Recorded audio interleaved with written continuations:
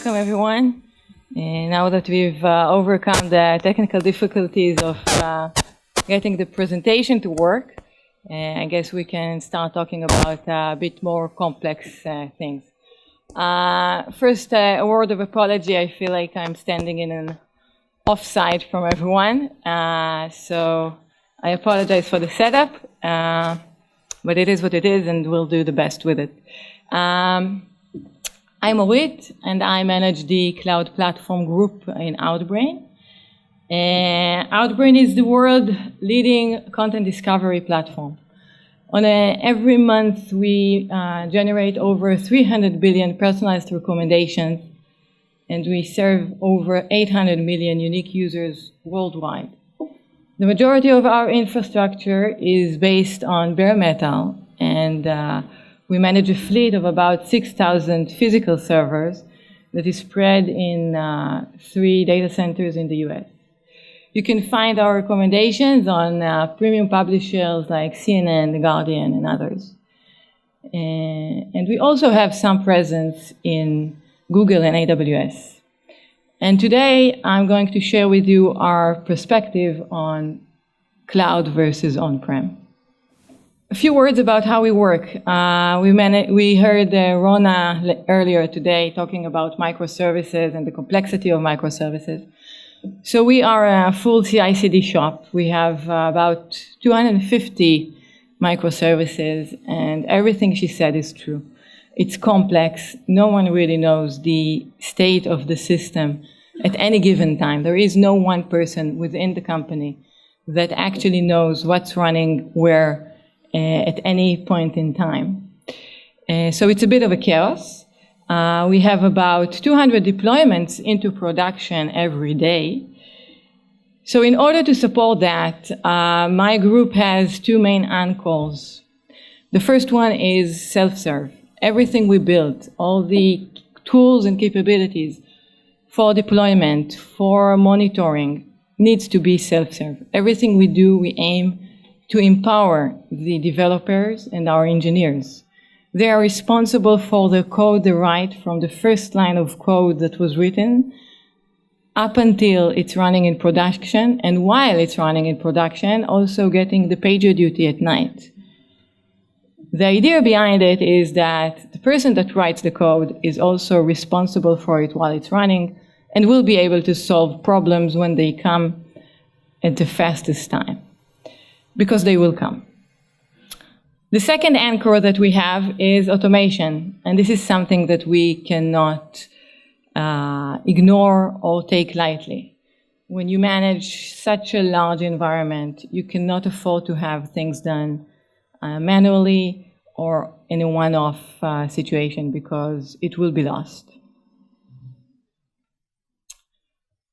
I personally am a very strong believer that everything one does needs to start with one question, and that is why. When you have a good enough answer as to why you are doing something, it will give you the focus and help you overcome challenges that will come. I'm married, and I have 2 amazing kids, Danielle, my daughter, and Guy, my son. And every year, the 4 of us go on 1-week sailing vacation on a boat. It may sound very nice, just the 4 of us sailing around. So let me add 2 data points into the equation. First, I have seasick. And second, as I'm sure my husband will be very happy to testify, I tend to be a bit picky on where I sleep, especially on my vacations. And I'm not sure how many of you here spend a week on a 42-foot boat, but it's no luxury. So one would ask, why do I keep doing it year over year, putting myself through this? And it's a simple question with a simple answer for myself. The answer for this why question is that this setup, the fact that we are operating the boat ourselves, creates a very special bond and relationship within our family. And this helps me overcome the challenges, and even, God forbid, my husband is not here, I can say it out loud, enjoy those type of vacations, and do it over and over again. Going back to cloud,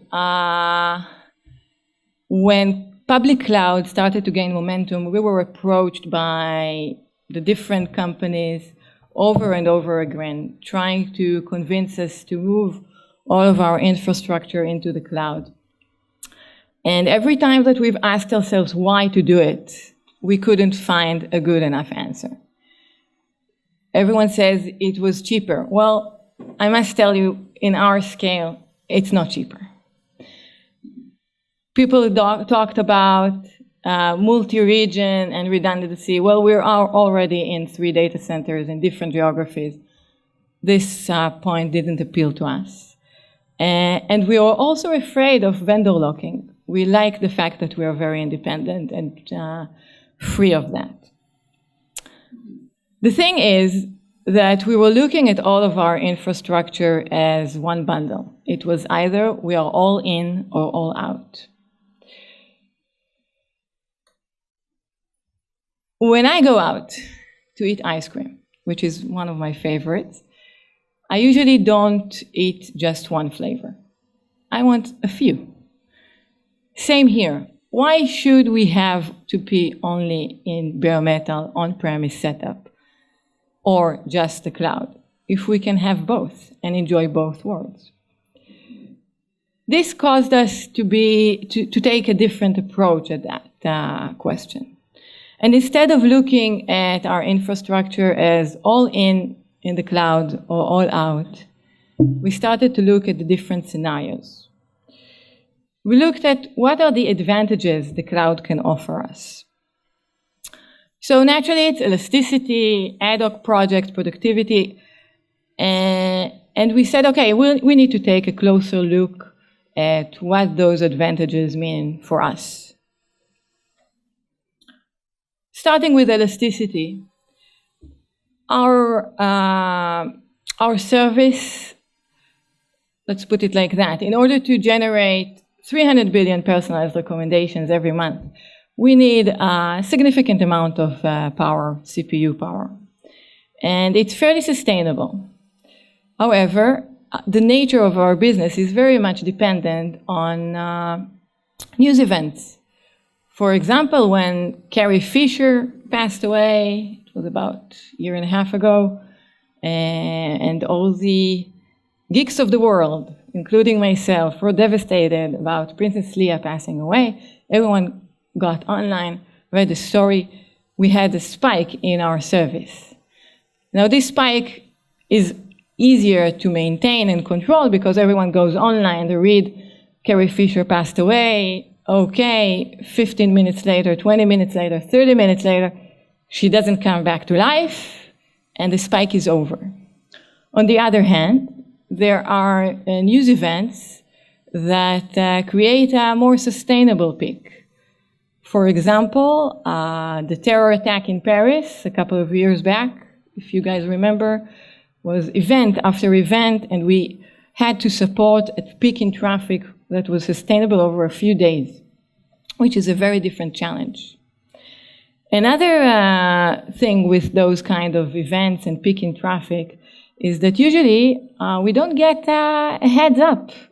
Guys, there is going to be a terror attack. You should be prepared. I wish we could. We would do better things than serving recommendations, I guess. So this means for us that we need to maintain an additional capacity in our systems all the time, which is a waste from cost perspective mainly. Another thing with elasticity is that there are workloads that by nature are very elastic. For example, research work. Sometimes you do a lot of research, sometimes you do smaller research, or you don't do a research at all. We used to keep a very extensive Hadoop cluster that was aimed only for research. And at times, it wasn't enough, and the research took too long. And then a lot of the time, we had idle machines sitting in our data center costing us money. The next big advantage of cloud is ad hoc projects. I'm sure that everyone that sits here in the room was in a situation where you got in the morning to work, you sat in a meeting, and then suddenly there was a very big, important project that was not planned, and that you need to provide resource for that, to support that project. And if you can't, then you are impacting the lead time and the time to market, and it's a big headache.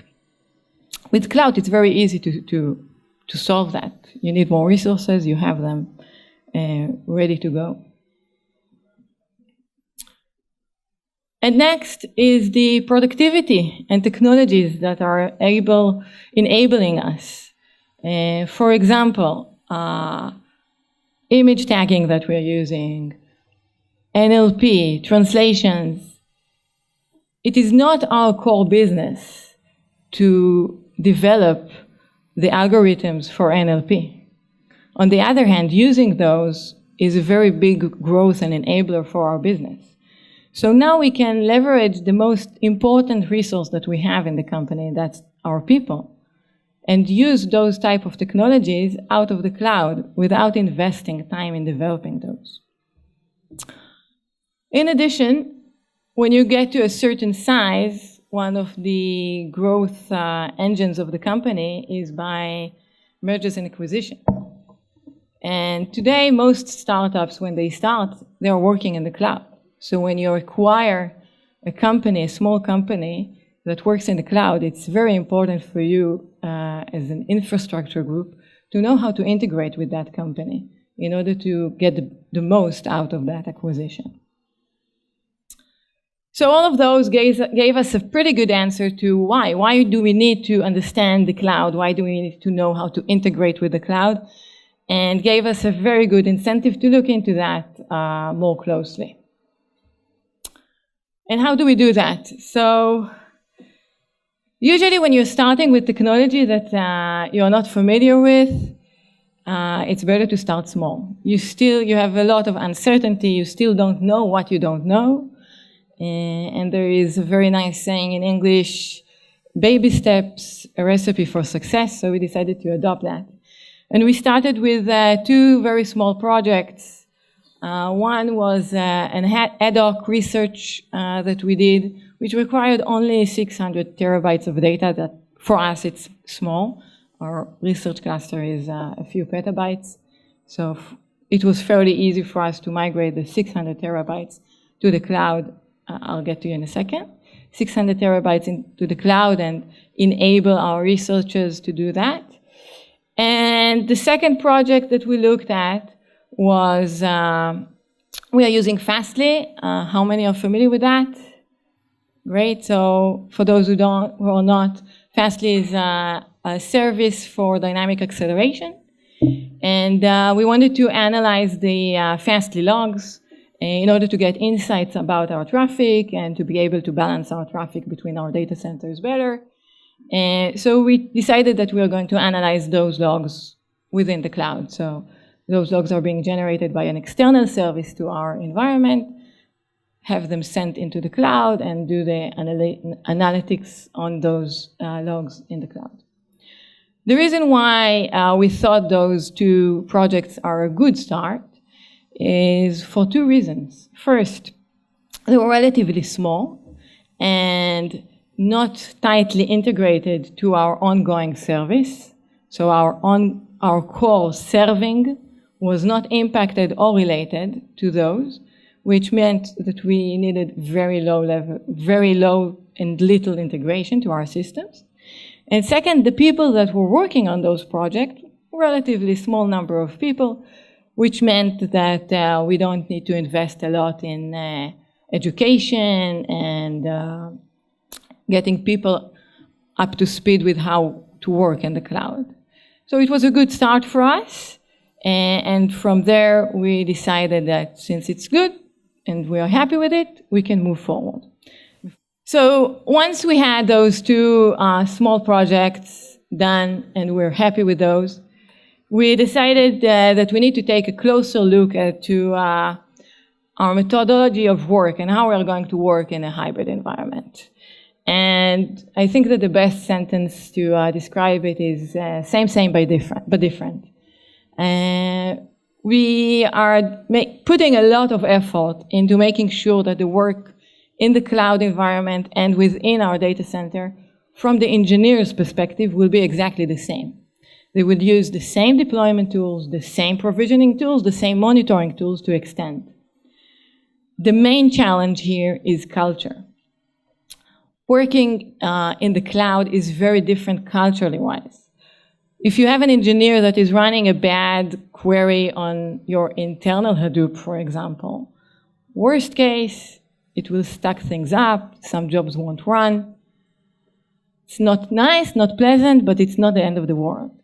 If you have an engineer running a bad request or bad query on BigQuery in GCP, you could end up with tens and hundreds of thousands of dollars bill at the end of the month.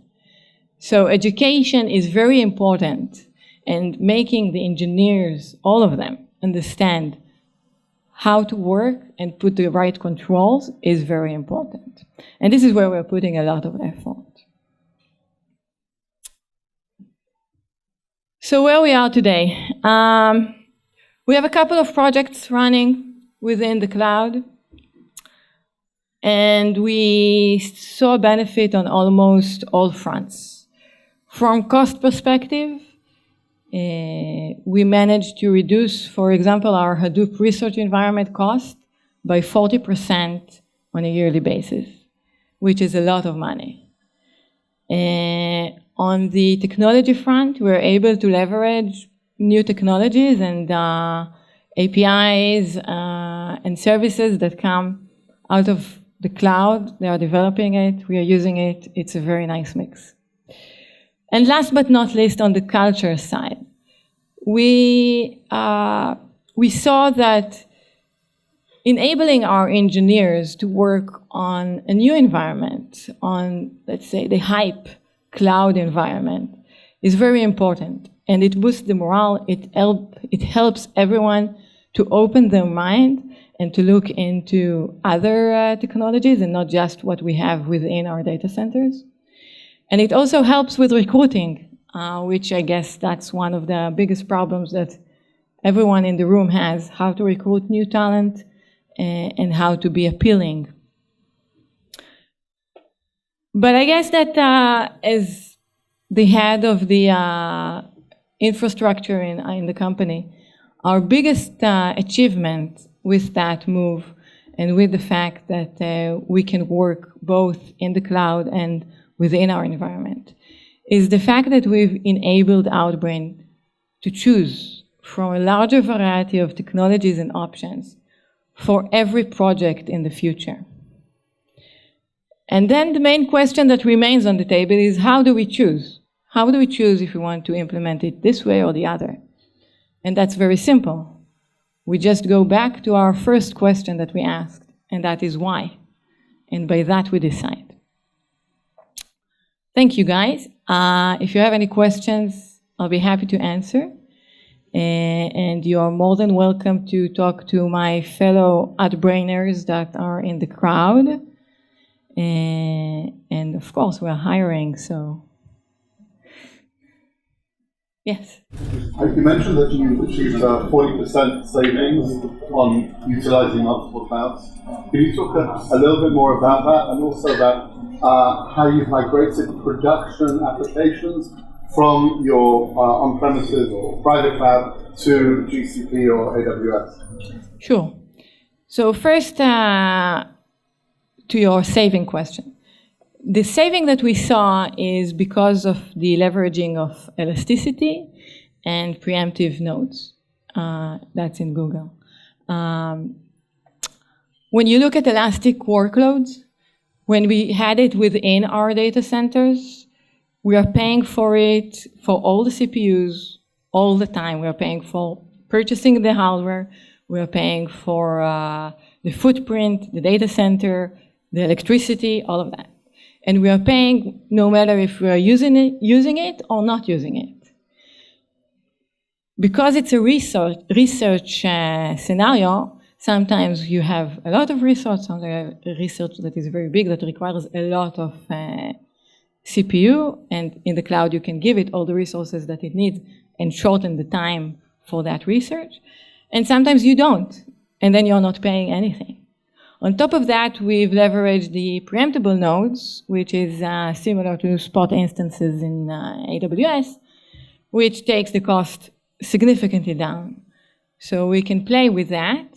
So, and that is what brought us the saving, because we reduced our footprint within our data center for that specific. It was a cluster of about 600 physical nodes. So it's a big gap. And to your second question regarding migrating. So what we did is we actually, we did it in steps, okay? You can't just do a lift and shift, it doesn't work. We first migrated all the data. Oh, stopped working. We first migrated all the data. And the biggest challenge there was to migrate this amount of data. It's a huge amount of data. We leveraged our backup networking lines, and we did it over a certain period of time. And then the biggest problem is how you validate that the data, everything is, has arrived and is consistent to the data that we have, because we knew that once we are getting the data out of our data center, we don't have another copy. So will be lost forever. So we built 2 data catalogs, and we compared those data catalogs all the time in the cloud and within our environment. And only after we were fairly sure that the data is consistent and available, we started to migrate jobs. In the beginning, for a period of 1 month, we had jobs running in both sites in parallel. And only after that, we shut down the on-premise environment. So the question was, the AWS bill, is it trending up, or are we able to control it? So we are able to control it. It is trending up, but it is trending up because we are adding more services to our environment. We have put a lot of alarms and controls over the bill. So every time that we have any deviation from what we've set, we look at it immediately and we get the right alerts on it. Because one of the things that is very difficult working in the cloud is for our CFO, because the cost is not always predictable, right? So we've put a lot of controls on it, and we are not allowing every engineer to open up and spin up a new project as they want. They need to go through a certain process, and we decide if we are going to put it in the cloud or within our internal environment. So the question was, how often do we take workloads from the cloud to the on-prem environment? So I don't have an answer as to how often. I think that it depends on the services themselves that are running. For example, about 1.5 years ago, we acquired a company called Samantha that you may have heard about, and they are operating in the cloud. They have different segments of their service, and we've actually migrated some of their services back into our environment. The way we make this decision is usually if the service is predictable and uses a predictable amount of resources, usually we'll be able to do it cheaper than in the cloud. Whether if it's a very elastic workload, we would rather have it in the cloud and not bring it back into us. Cool, so I think that we're done, and I think that we've compensated for the lost time, so Jeremy can take a deep breath, and I wish you all enjoy the rest of the day.